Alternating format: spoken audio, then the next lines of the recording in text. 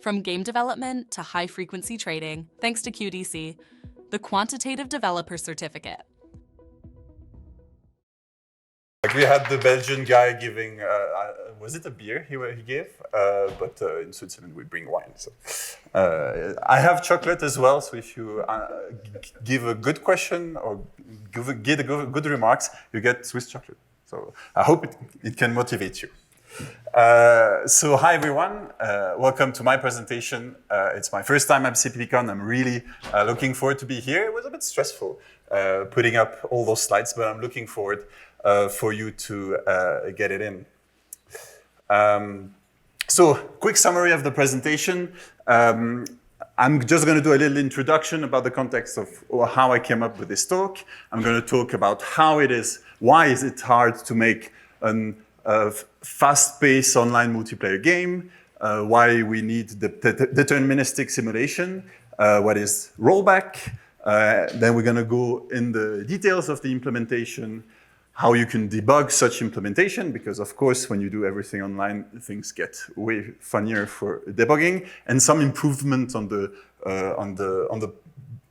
system that I'm showing. So first, I'm just going to introduce myself. I'm Elias Farhan. I'm the head of the head instructor of games programming at SAE Institute Genève.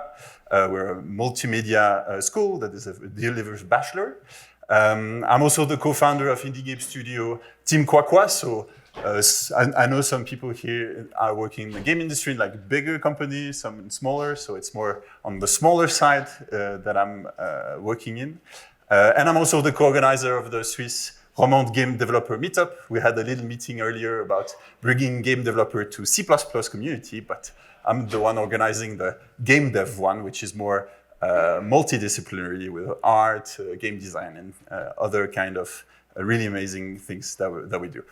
The funny thing as a teacher, unlike a lot of people working full-time in the game industry, is I'm in the privileged position where I can work on my game engines, on my technologies, without any customer whatsoever, without any deadline. I can have a lot of fun, and that's why I really love this job.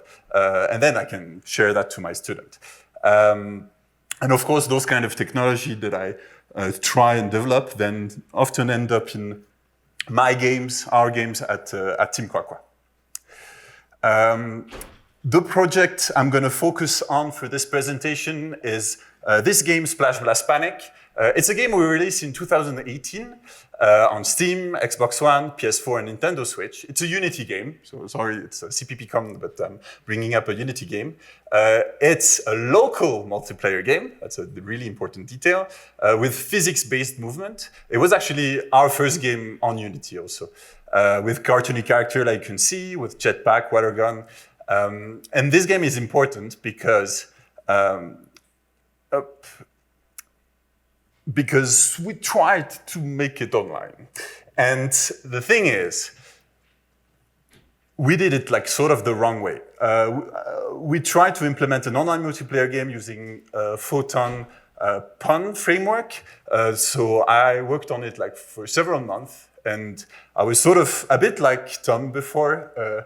When you want to do something, you really want to go to the end, and I needed to have my artist saying, stop. You're just working on something that is not working, just stop. We cut the online multiplayer game, and we release on local only.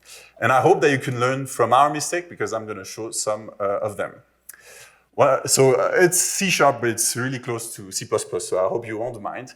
But the problem that we had in our game is we started to do a local multiplayer game without thinking at all about online, mixing all the states. So for example, it's typically, you see the player character as gameplay, physics, audio, and graphic object. That sort of works when you do local game because, well, things happen instantly.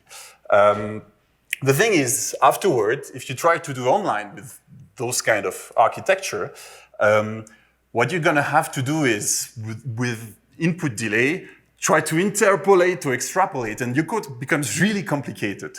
And obviously, for us, it means that we failed miserably to do online multiplayer. So my summer toy project this year was to make an online version of the basic gameplay of Splash Blast Panic, so not the whole gameplay that we had, just like the basic movements, which is like jetpack and water gun. And I did a C++20 implementation using STL2, Spine, Photon, Fmod, DRMGUI, and a lot of FMT also. The whole source code is open source since today. It's still a bit buggy, you'll see. And it works also on the Nintendo Switch. So it's a PC, Linux, my old MacBook Air, and Nintendo Switch cross-platform game. And what is interesting in this context is you take some C# code and you have to sort of translate it to C++, which has a lot of advantages. For example, I had this chronometer class that I switched name to timer because it's a bit more clear, where I had two attributes. It's disgusting code, I'm really sorry, for the last one, with a period and a time. So this chronometer was used as sort of a simple timer, where I needed an amount of time, and then when this time was over, I was doing an action, for example. But what I realized doing this port on C++ is most of my periods were constant, like I was never changing them.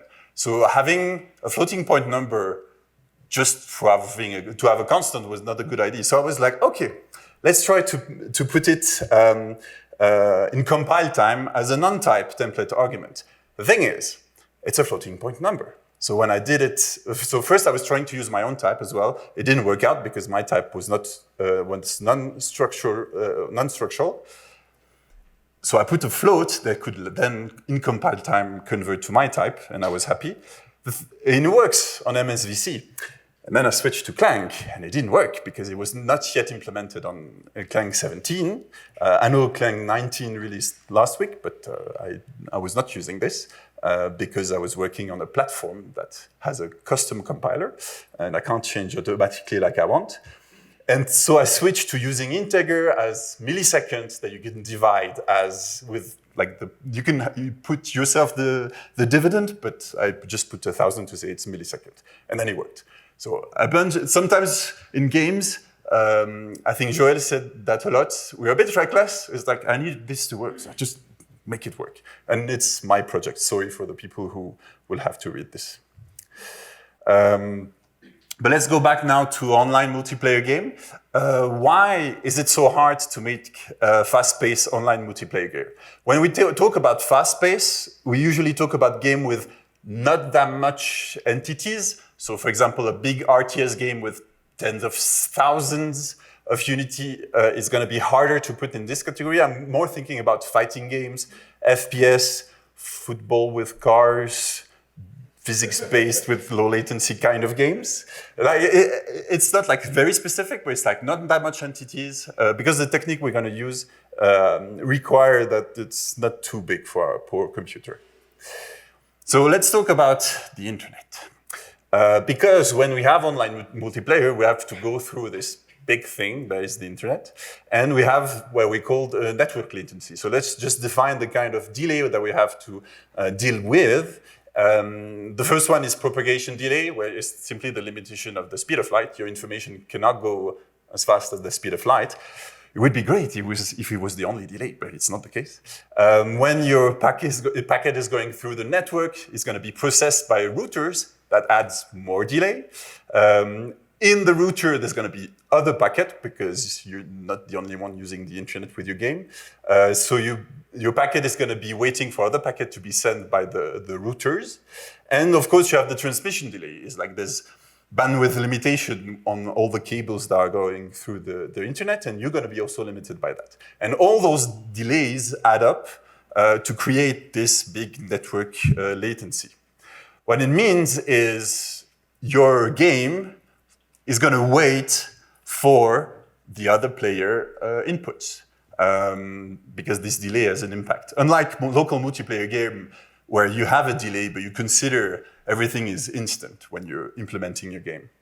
In other words, we are working with input data from the past. And this time window, so locally when you're playing your game, you're going to be at this current frame, like in local multiplayer game. When you're only in local multiplayer game, you just care about this local current frame. But you're going to have only confirmed data from all the player at last confirmed frame. So, for example, you can get an input from another player in the middle of this window, but you're only going to have all the inputs of every players at last confirmed frame. So this time window is what makes everything really difficult. Also, another problem, and there were some game dev working on online multiplayer game, is the question that you need to think. It's what we call netcode, which is not really code that we send on the network, but sure. Is what are the data that I need to send on the network? Do I need to send the position of my player character, my entities? Do I need to send their velocity? Obviously, the input would be nice. Do I need to send events through the networks? Of course, our goal is to limit the amount of data that we need to send. That's definitely sure. And that we can send them as fast as possible. However, if we manage to have deterministic simulation, what we can do is only sending the input data. Let me explain what it means deterministic simulation. Is starting from an initial state where all the clients, all the devices have exactly the same bit of information for the state of your game. If you run a tick, if you run the simulation of your game for one tick, it means the result is going to be exactly the same to the bit. That's really important. If one bit change, it's the end of the world. It's a desync.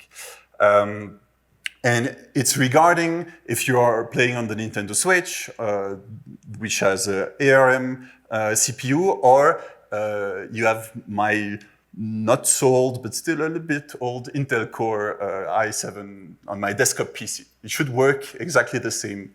And that's what we call the deterministic simulation. Of course, if we all play on the same computer, it's pretty easy to do. But when we have different architecture with different compiler, we're going to see it's not that easy. And so when we have a deterministic simulation, we mostly only need to send the input because everybody's going to have the same state. If we only put inputs in the system, with a deterministic simulation, we're going to have the same result. So we don't need to send every frame the position of the player, the velocity, and all those kind of states that take some space. Like it's data that you need to send. So the less we have, the more we're happy. And this is what we always use. It's not like a recent technique. Deterministic simulation works, for example, in Age of Empires, where they had what we called deterministic lockstep. So they were doing this technique. Well, if you remember Age of Empires, when you were doing a command, it might take some time when you were playing on the network because it was waiting for all the inputs of everybody. But in the end, they were only sending those commands through the networks. Actually, they were waiting from the input from 2 frames ago. That's their way of dividing the space, and that made them that made a really powerful online experience for back in the day because they only needed to send the inputs. However, well, the game is still waiting for the inputs. We didn't really solve the main problem that we have. And that's why it's called deterministic lockstep, because you're locking the current step until you get all the inputs from all the players. So it works for Age of Empires, but it doesn't work for me. Like with my game, I can't wait for the inputs of everybody to have my player character do something. And that's where we have rollback. So rollback Netcode again, who used to be called GGPO, is a technique that allows to run the simulation with predicted inputs and to roll back in case of bad prediction. This is used in games like Injustice 2, Overwatch, Rocket League, Rival of Ether. They all have really interesting presentation at GDC if you want to understand how it works. And how does this prediction work? It's actually pretty easy. Let's say we arrive at this line, this red line. This is the last received input that we got from another player. At frame 51, he was pressing this X button. Frame 52, he was pressing this same button. Well, we're just going to predict that the next frame is going to press the same button. We just replicate the exact same input until we need it. So for example, if local current frame is at 60, we're just going to predict that for 10 frames, is still pressing the button. You can, if you have knowledge about your game where you know certain patterns, you can put them in the prediction, but most of the time, just copying the input works. And with this assumption, we don't have to wait to make the simulation. We just say, let's probably continue to do the same thing. Because not all our players are like superhuman and can't press 60 times per second and change the input. So like 90% of the time, we're gonna be right. They're not gonna change. But of course, there's gonna be the time where, well, they change the input and we predicted the opposite. So in the 10% of the time where we're wrong, we have a misprediction. And this is where rollback kicks in. You're gonna have two states, internal state of your game, the last confirmed one and the local current one. And what you're gonna do in case of misprediction, when the state is dirty, the game state is dirty, is you're gonna revert your your state to the last confirmed one, and you're gonna re-simulate 8 times, for example, or n times until the local current one. It's sort of like a time machine, but the player is not going to see this. It's in the game. And we're going to go in the implementation details of that now. Is it all right for rollback? Did you understand a bit this idea of reverting back states? I mean, it's just mostly copying data. So, yeah, of course. So can you just give us more? Yeah, come to microphone, sorry. So it's, I mean, can you just give like a small example of it? Like, so if I'm trying to play a first-person shooting game, and I want to have, so for example, you are the second player and I'm the first player, and I try to shoot.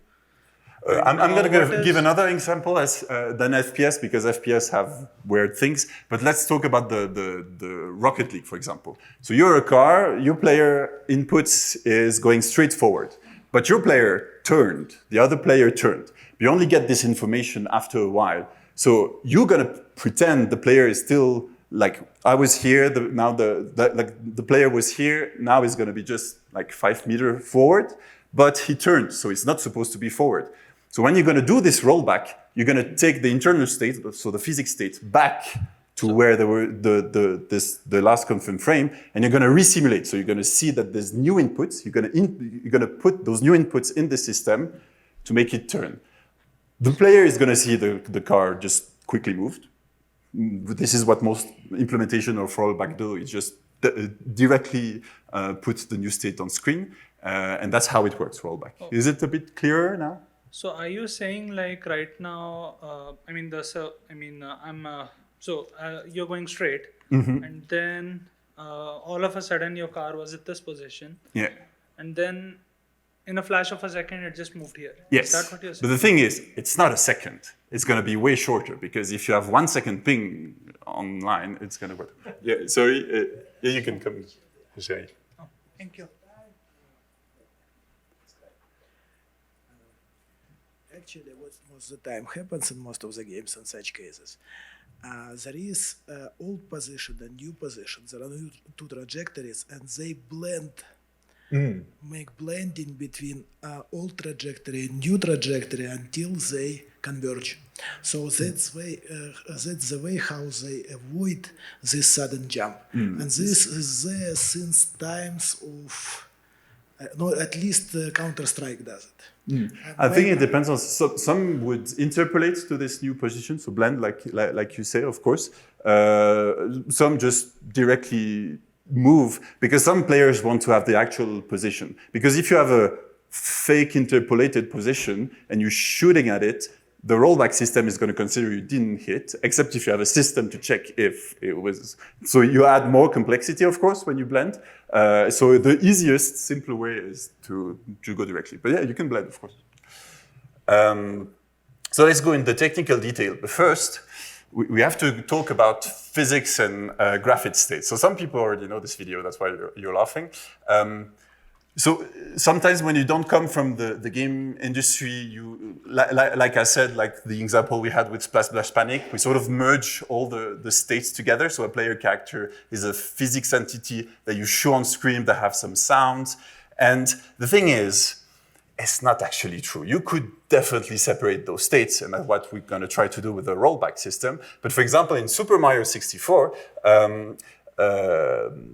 the physics was implemented using short integer, and the graphic side was implemented with floating point, which made this really bizarre consequence that if you had enough speed to make Mario jump really far, but when I say a lot of speed, it's like thousands of meters per second, you could technically send him to a parallel physics universe of the level.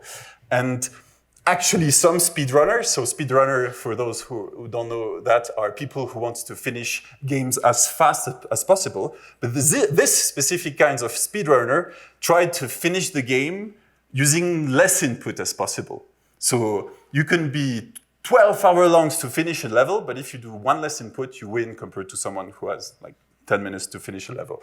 And so what they're showing in this video is how to finish this specific level. I think it's Watch for Rolling Rocks, the name of the level. In half a, there's all the details of what half a means in this particular context, but the goal is to press only half the button A. They finished the level, I think, in 12 hours, but accumulating that much speed, they can like jump between those universes and do crazy things and go up, which is good in a platformer, without pressing A. But the interesting thing is this sort of consequence the speedrunners show is a really good example to understand that there's a really separate things between physics and graphics. And that's what is really important for making rollback a reality that is really simple to do. So the idea behind the architecture of the game, of this toy project that I did, was to use sort of like a MVC-like kind of architecture. Let me explain. So the controller would be all the inputs that you gather, may it be from your own local inputs or the one coming from remote from other players. The model is this specific physics gameplay part of the game that needs to be deterministic. And then you're going to have this view that is not only graphics, but also audio, that is going to read this model part and show whatever on screen. But what is really important, unlike the first implementation that I had of Splash Splash Panic, is this view state cannot interact, cannot modify the model. And that's really important to have this segregation. The model has, so these game systems have no idea the view exists, which is good because it's easily testable as well with unit tests. Like you don't need to see it on screen to be able to test your game system. It's actually a good way to do things. I learned something with this project. But the game system should really not depend on the graphic states, which is nice to say and a bit difficult to explain to your game artist, of course, because they want to control everything through the animation with events. But you can also put your animation system in this gameplay part and separate it from the graphic part. You also need, that's also something that is very important, a fixed time step. I was talking before about frame 51, frame 52. If you use floating point number with your delta time, well, first, some players have other frame rate on their computer, so it's not going to work out. You can lock your frame rate, of course, but working with integer is way easier.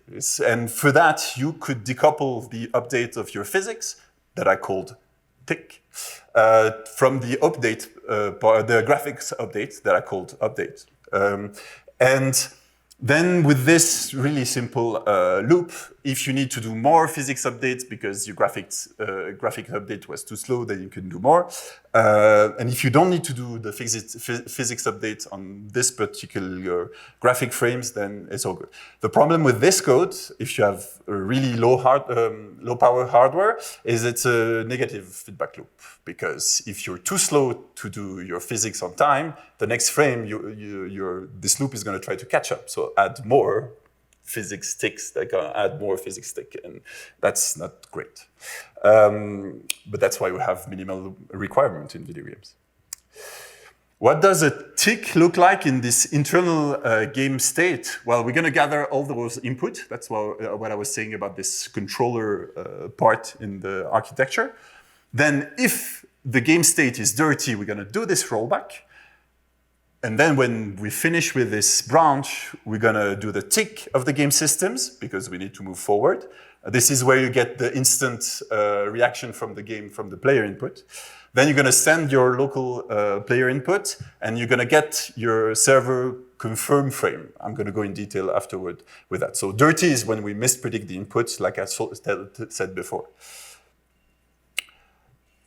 What is happening? So how do we know that we have a dirty state? I have in my implementation a class that I called Rollback Manager that stores all the inputs of all the players. And of course, when you player one, you're the local player one. Well, you're going to have all your inputs because you're the local one. And you're going to have some inputs from other players. And all those inputs are going to go there. So when you're going to put a new input that change, the rollback manager is going to set its states to dirty. This rollback manager is responsible for storing, loading, and replicating those inputs. And when you have that in place, well, you can do this simple branch to do your rollback. So it's a bit of an abstraction, but the copy of the last confirm frame is also in the rollback manager. That's my implementation, probably not the best. And so you're gonna, so if the rollback manager, if the state is dirty, we're gonna do this rollback. I'm gonna go a bit in the detail of that. Then for all the frames, because we went back in time, we're gonna resimulate. So I'm gonna take the input from the rollback manager, put them in my game system, do a tick, and I do that n times. And of course, afterward, you have to set the state to not too dirty. So this delta time is current frame minus confirm frame. So it's this red line minus this blue line. So here, for example, it's 6 frames tick. What is this rollback from? Like the game system needs a way to like doing this rollback. So this revert to previous state if you prefer. And typically, so for example, for this simple class, there is the bullet manager. If you remember in the game, the player character were shooting water bullet. Well, the bullet is just a struct of data. It's an array of data. I just copy it. And that's it. And that's the revert to previous state. Obviously, if you have graphic states and everything, this is going to be a mess. But if you just have the data that you need for your gameplay, it's just a simple copy. If you have this sort of naive object-oriented architecture where you have, I don't know, STD unique pointer of game objects and you try to copy them, well, good luck, because you can't copy a unique pointer. But what is going to be the consequence of that is it's going to be hard to copy, it's going to be hard to serialize, which could be important in certain games. And yeah, you're going to have pointers everywhere. And we're going to talk about those kind of pointers. But it's, again, this sort of idea of considering the player character as a gameplay, physics, graphic, audio. Well, you saw the previous example where it was really simple just to copy the array. Now, it's not going to be easy, because if you put all your different kind of game objects in the same array, it's not going to work out. You could still do object-oriented and then have separated kind of array. That would be more intelligent. But if you put everything together because you wanted to have a nice vector that you go through to update, that's not going to work out. That's what we did. That's why I said it's not going to work out. And so the idea I had for this project was to use a ECS-like kind of architecture, even light, I would say. So entity component system, this ECS, is a software architectural pattern where you have components. Components are just the data. It's a simple C struct. It's a structural type. You don't hide things. You even don't have function on it. I have some, sorry, like the operator. Then you have entities, so it's the E of ECS is an index that is going to identify the component in a big array of components. So if you have 4-player character, your first player character entity is the first index. And then the system is the process. So the system is what it's going to do the functionality of the actual code. But what is important, is that system, you don't mix the data and your code and the process. That is something that is important in ECS, and I sort of didn't follow that perfectly. So for me, systems are more like manager that have arrays of components. I don't have an entity per se because I don't need to. I have 4 player characters and I have n bullets. I think it's 40. And I just use the player number as an index. So I don't need like an entity. And that's something that is really important. If you just take a pattern and throw it like a square in a round hole, it's not going to work out. So sometimes you just have to go simpler. And that's also the nice things with the indie games is our games are pretty simple. So we don't need to do crazy things for performance because simpler things are going to get better most of the time. Did I comment so yeah, what I have is those kind of system with array of component.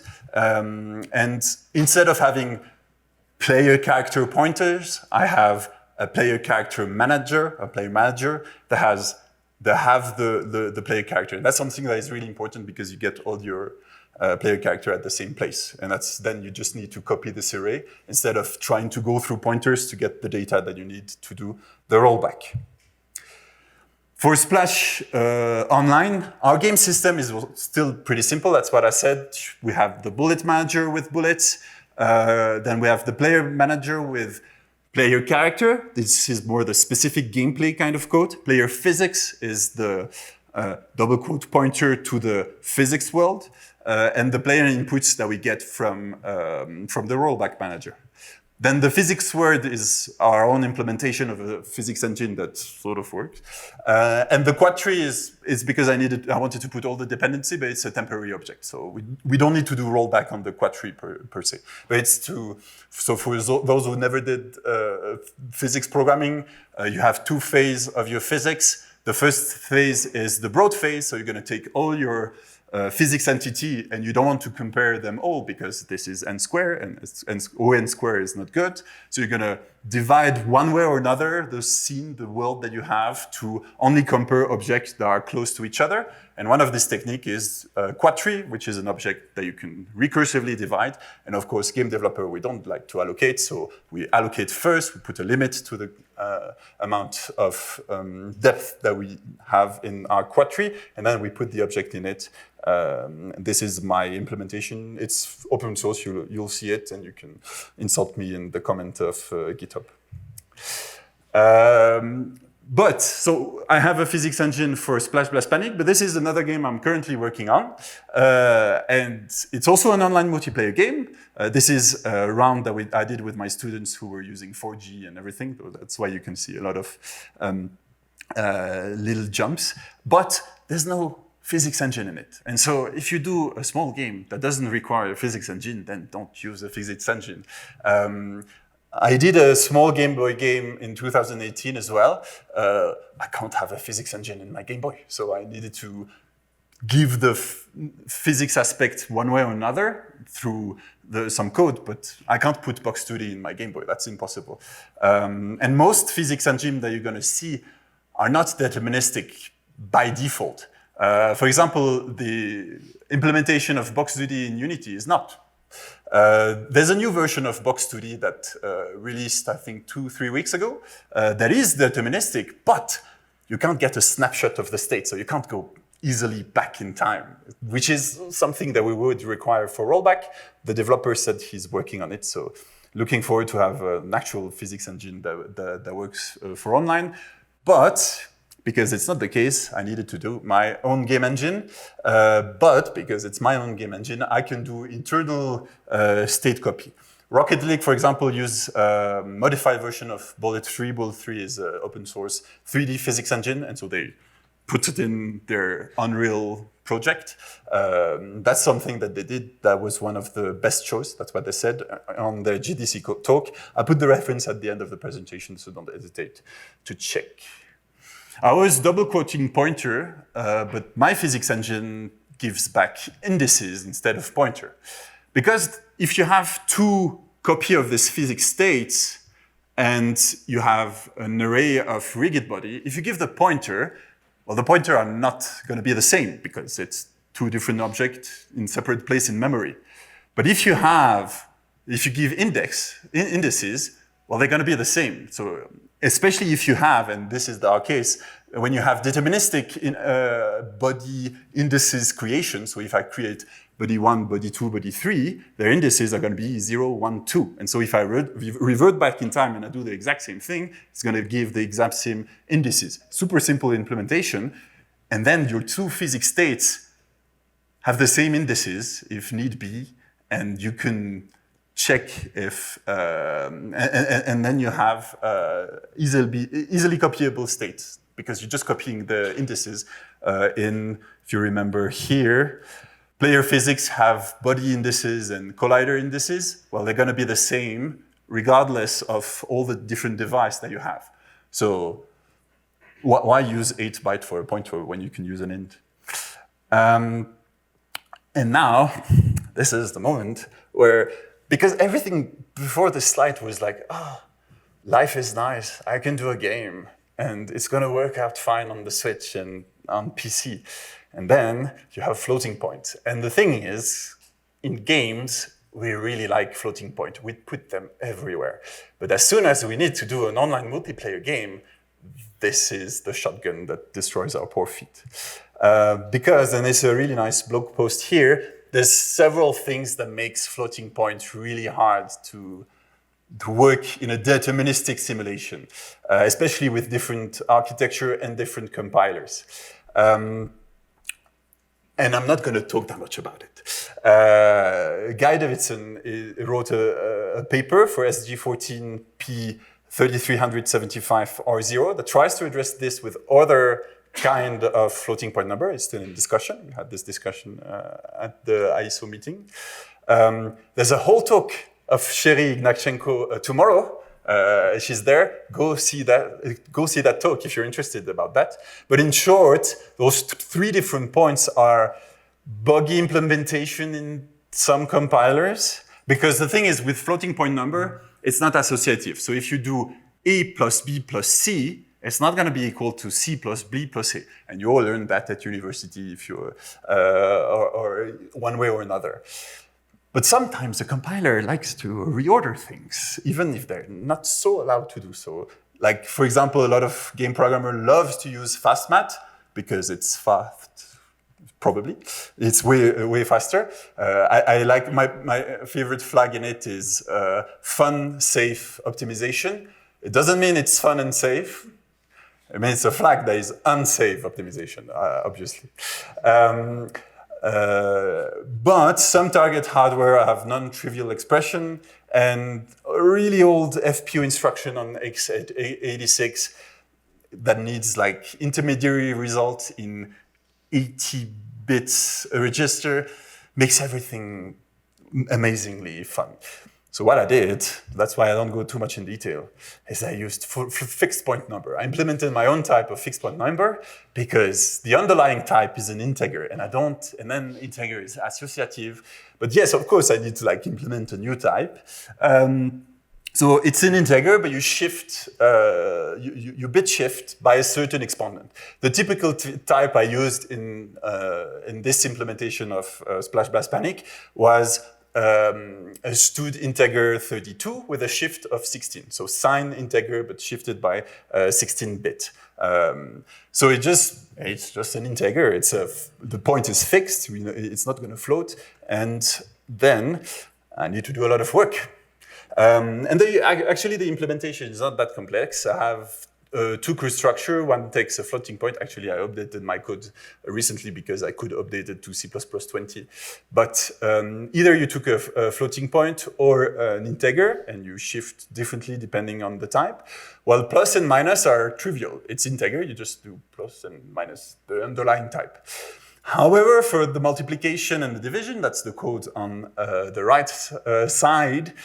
Well, the thing is, because you have a shift, if you multiply, you're also going to multiply the shift. So if you have, let's say, 1, 2 to the power of 16 multiplying 1, 2 to the power of 16, the result is not going to be 1, 2 to the power of 16. It's going to be 1, 2 to the power of 32, and you just overflow. Not great. So what I do is pretty simple. I cast to the upper type. So in the definition of the type, you give the upper type that you're going to need. So it's stud integer 64. And so you both, you cast both, you do the multiplication, and then you shift back again of 16. Little bit different with the division, but again, you cast to the upper type, you do the division, and then you shift back again, but up with the division, because the division, you're going to remove the power. And then there's CMath. And the thing is, in a physics game, you're going to have a lot of 2D vectors, and sometimes you want to know their length, and you want to normalize them. For that, you need the square root. But if you do your own type, the standard is not going to give you square root. So what I did is just a lookup table. Right. You use a scripting language to generate that, because you can do an implementation of square root with crazy template and have fun with it. But it was my summer project. I didn't have the time to implement that. So just using a script language, I mean, a hashtag embed would be nice also, but I didn't use it. But yeah, you just use a scripting language to generate those table. And then what I do is a simple interpolation between two values. I use my fixed point to do this interpolation between two values. And then you get, for me, precise enough values for this game. Of course, if you need to send a rocket to space, maybe don't do that. But this is not what I'm doing. And what is great with fixed point number, especially when you have a templated version where you can choose the type and the shift, is that you can use it also for the inputs. So if you do the naive version of the inputs, the two joysticks have, it's two floats for 2D vectors. And if you need all the inputs of your controller, it's going to be 8 bools, like a really naive version. So in total, it's 24 bytes. Obviously, you take your 8 bools, you put it in 1 byte, so you could have, instead of 8 bools, just 1 bools, but still, it's going to be 17 bytes sent to the network. And if you have an array of this input, you're going to have 3 bytes of padding as well. But the thing is, with your controller, with your joystick, the value are never going to be greater than -1 and +1. Sorry, players, you can't do inputs of hundreds floats to go super fast. Like there's a hardware limit to your joystick, to your stick. And so what I did is casting this floating point number that come from my library, so it's from SDL2, to a fixed 8. So fixed 8 is using 1 byte integer number. I use 1 bit for the sign, 1 bit for is it 1 or 0, and then all the rest is for what is behind the point number. And so instead of having 17 bytes, now I have 5 bytes, and it aligns well also because it's all bytes. So if you have an array of inputs in the rollback manager, it's pretty small. And 5 bytes, I think currently internet can send 5 bytes without that much of a problem. So there's those inputs that we send on the network, and we have this sort of server master tick. We need someone to sort of manage the whole state of all the players. So either you could do a separate executable, a separate entity in a server. I don't have that kind of money, so I put it in a local player. I mean, it's a toy project. It's not that important. But I have this part that is like the master client. So the master client is going to have another simulation. So this master is going to receive all the player inputs, and they're going to put it in the same rollback manager. So it's the same code running from the client to this master. And if he receives inputs from all the other players, and this last received input frame is greater than the last confirmed frame, it's going to do 1 tick. But the server per se is not going to do the simulation to show anything on screen. It's just it's screenless. So it's going to do this tick, and it's going to create this packet to confirm to all the players, I got all your inputs. I send you reliably the state of the game, and then wait for other inputs. And when I'm talking about those inputs, so little detail about the implementation, when you're a client and you're sending player inputs, you're not just going to send one input. You're going to send unreliably all the inputs from the current state to the last frame. It's same technique used in Overwatch. It comes from Star Wars TIE Fighters, where they had problem with UDP because there were, I think it was 1/5 packets were lost on the network back in the day. And they had a mechanism that if you lose a packet, you need to resend it. And what they did is just take the input and put the previous one, and it sort of corrected this problem of losing packet, because if you lost a packet, you just need to wait for the next one, and then you get the same result.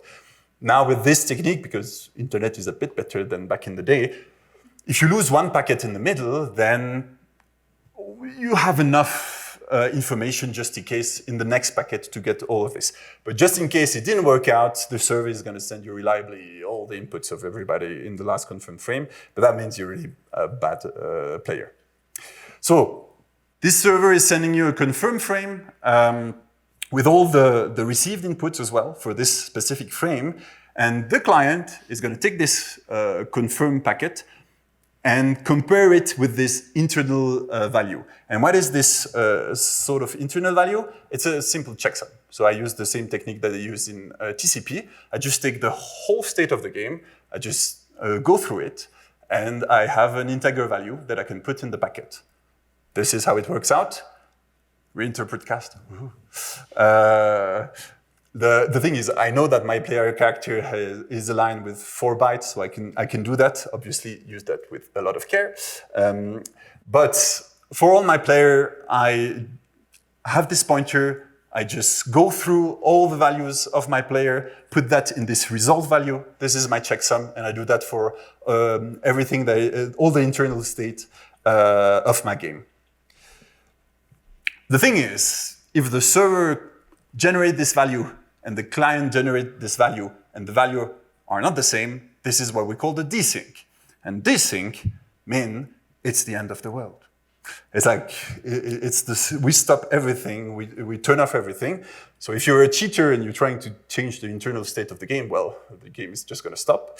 But the thing is, it means the simulation is not deterministic at all. So you could have mechanism trying to go back in time and try to solve this, but most of the time you're just gonna turn off everything, bring everybody to the lobby, and say it's the end. I still remember back in the day doing an Age of Empire round with friends, and we had a desync.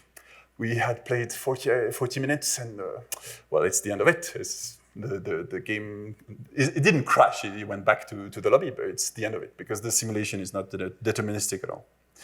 The current version that I have sort of works, but I tested earlier with my colleague that is in Europe, and it lasted 1.5 seconds before desync, so I have work to do, and that's why you need to debug. So the implementation that I'm working right now on the checksum is, if you just generate one value, you're just going to see it's not the same value. So what I'm currently doing is having this checksum being greater values, even if in the end on the network we just send one value, locally we could see all the intermediary values of this checksum. You could use an enum to index those different kinds of value when you're debugging. Put that on a database, for example, and check with external tool. This is my to-do list. But then you could see where this desync happened. Was it on the player character? Was it in the physics? Probably in the physics. Was it in the bullet manager? And then that helps to debug desync. Because the thing is, when you play locally, you can see, with an exception, you could go directly to your code. But when you play with someone that is remote, or you play with 2 different executables, trying to debug 2 different or 4 different, because maybe it works with 2 players, but it doesn't work with 3.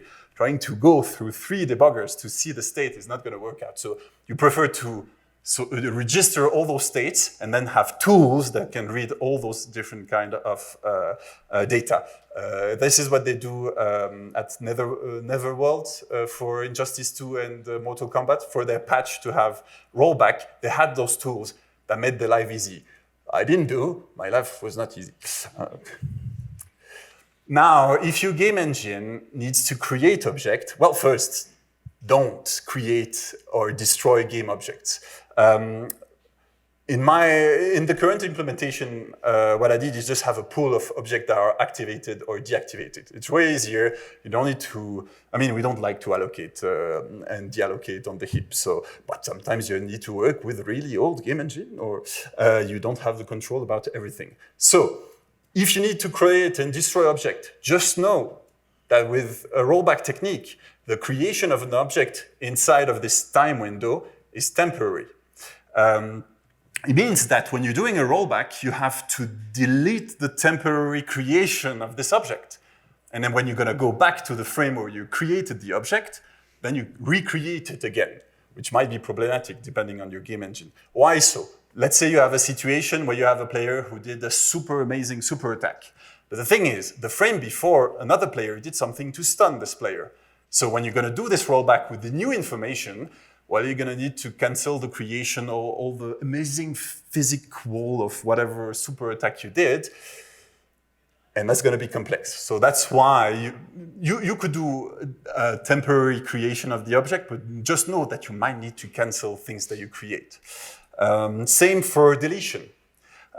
If you delete an object, you need to defer this deletion until it gets confirmed, because when you're going to do the rollback, you're going to need to reactivate the object or recreate the deleted object, and that's going to be a mess. So that's why I tell you, just don't create or delete object. That's way simpler. And have just a pool of allocated object, then you have no allocation. I know depending on scenario, it might be harder to do. Just just a little reminder, this is everything happening in this model part of your architecture. Everything that is on the view is what the player is going to see. So if you need to destroy an object, then you can do. There's no link in this rollback. The view doesn't do the rollback. It's only this middle part. Little improvement on the current state of my rollback system. Depending on your game, doing a full rollback to the last confirmed frame might be too expensive. So you could do a rollback to dirty frame. So currently my dirty frame is just a Boolean state, but you could have a dirty frame saying at this input, there's a dirty state. And instead of going the full way back to the last confirmed frame, only go back to the middle part. The thing is, then you're going to need copy of the state for every frame. Which is so it's going to be less CPU time because you don't do this rollback, but it's going to be more memory prints. So always a kind of balance. Funny thing, on Injustice 2 and Mortal Kombat, they do this. And on their GDC talk, they say they should have done something like I did. And so in my talk, I said, maybe I should have done something like they did. Because my memory footprint is like nothing. It's like not even a kilobyte of data. So it's something that I could have done. And a step forward would be to store the game state. So storing all the inputs and all the game state and put it on disk. And then, of course, then you could do that at a tick, not like store all the frames, but like at every 10 frame you could store in the on the hard drive. What is really good is then you have a replay system at hand, because then you can show a nice video of what's happening in the game, simulating the game. Like it's not a video that you register; it's just a actual game running with a different camera angle, for example. And it's also really helpful for debugging. So that's the kind of things I'm gonna check. My little rant would be that I would love to have sockets in the standard. But I went yesterday to an ISO meeting and I kind of understand a bit more how it works to get feature in the standard library. It's just that for Windows or for Unix or for Nintendo Switch, or probably Xbox is going to be or something different, or PS4 as well, I need to re-implement with their API of socket how to send packet. So this is something that I really want. Of what I've understood is something that is going to go to the C++26 standard, maybe 29, we'll see. But I just want to send data on the internet without having to think too much. I want to do a summer toy project. That's why I use the third-party library. So in conclusion, if you want a successful, fast-paced online multiplayer game with not that much entities, but that works, that is really reactive, you're going to need some deterministic simulation. You're going to need to be able to do rollback with a simple software architecture. And you're going to need, and this is the thing that is a bit missing for me, debugging, desyncs with checksum and tools. Those are all the references of my talk. It's a lot of GDC talks, and they're really interesting if you want to check more. The code source of my project is there. A little license note, all my code is MIT licensed. All the assets are Team Kwakwa intellectual property, so don't copy them in your game, please. And also the music as well. But don't hesitate to check the code. I have also the Nintendo Switch port that I sort of hacked to make it work. So if you're a confirmed Nintendo Switch developer, you can reach to me because I can't share it, unfortunately. This is the reality in console game development. But outside of that, thank you very much for your attention. You can find all the slides already at this link, and I'm going to put it in the Discord. You can follow me on Twitter at CrackLegrand or on LinkedIn. I'm teaching at SAE Institute and working, but I'm always available for consulting or teaching if you want me to say crazy things like this to your students at this mail address. Thank you very much.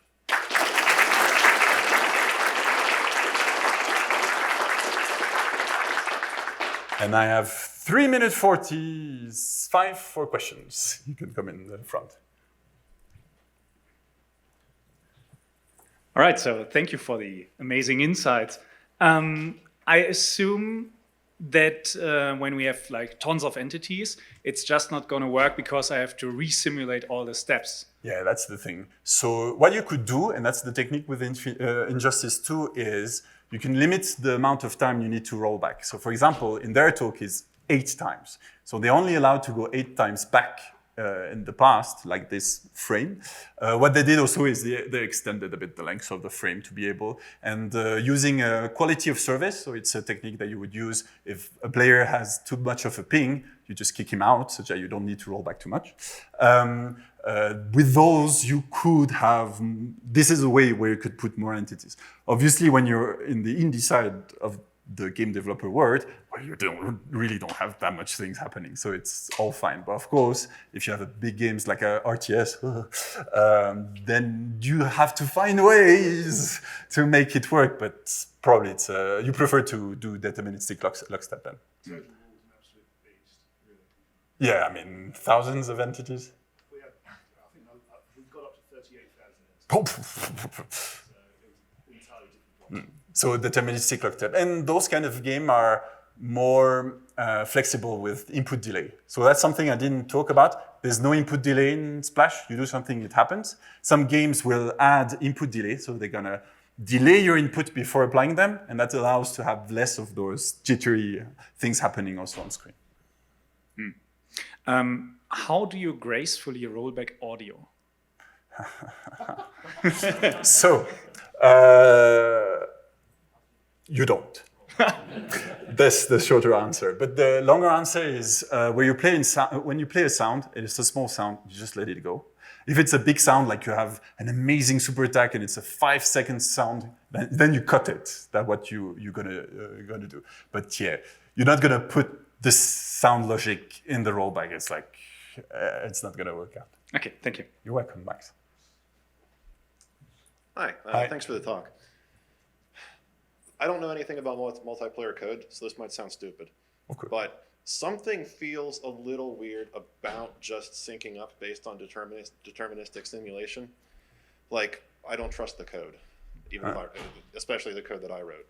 But like, have you given any thought to maybe, or are there other common systems out there that involve periodically syncing elements of the game state rather than just relying on simulating out based on input? So the choice of using rollback is simplicity. Because other technique where you have interpolation, if you go beyond deterministic lockstep, you say, well, my simulation is not going to be deterministic, screw it, I'm going to use the other techniques. Then you're going to use interpolation techniques. So again, you're going to wait for inputs and then you're going to interpolate state. But then you're going to see, so the representation that you're going to have is a fake one. because you're sort of trying to make it work. The worst one is extrapolation. It's like you do like rollback, but you don't do any rollback. And that's the worst because you're going to extrapolate with character going anywhere. That's what actually we tried to do with cplusplus, the first version, and it didn't work out. The thing is, the reason to do rollback is simplicity. It's going to be way simpler because literally the game system tick is exactly the same, may it be local or online multiplayer. That's exactly what we did for the other game I'm working on, Beach Slap. It's the same code, but I'm the only one coding it. That's the thing. That's the nice thing with indie game developer. Sometimes you don't need to work with other people. Gotcha. So it does work fine if you can guarantee that it's completely determined. You need to guarantee it. And that's why you can have tools, and you're going to, if you manage to have tools that are precise enough to see a line of code where states diverge, then you can say to the person who changed this line of code, change it back, for example. All right, thanks. You're welcome. Hi. So I wondered about the fixed point implementation. Like, I understand why fixed point gives you such a floating point gives you such an issue. But like, does the cross-platform, is that much of an advantage that you like really wanted that feature? So for indie games, it's more like a business kind of decision, of course. But in a way, if you're serious with game that would work for console, you should go with console. It depends, of course. I love the Switch, so that's why I also wanted to do the experiment. If you only have PC and you use the same compiler, maybe you could do floating point, but probably not. You have to for the detail, you're gonna need to check Sherry's talk. But and the problem also with fixed point number, they might be slower because division by integer is not the same as for floating point. But decision, it's more a business decision. I'm half a business person, not full. So for me, it makes sense if you can have it to have more platforms. But it depends. No, I like more platforms. Yes, decide to do it cross-platform. Like if you leave the online only for Switch or only for PC, you might not have to deal with that. Then you have segregation of your player, and if you don't have enough player, then again it's still business. But decisions. Just wondered if it came to mind when. No. Okay. If I can do cross-platform, I do. Otherwise, there's no online. It's a fun project. Thanks. You're welcome. Oh yeah, the time. I'm done. Sorry.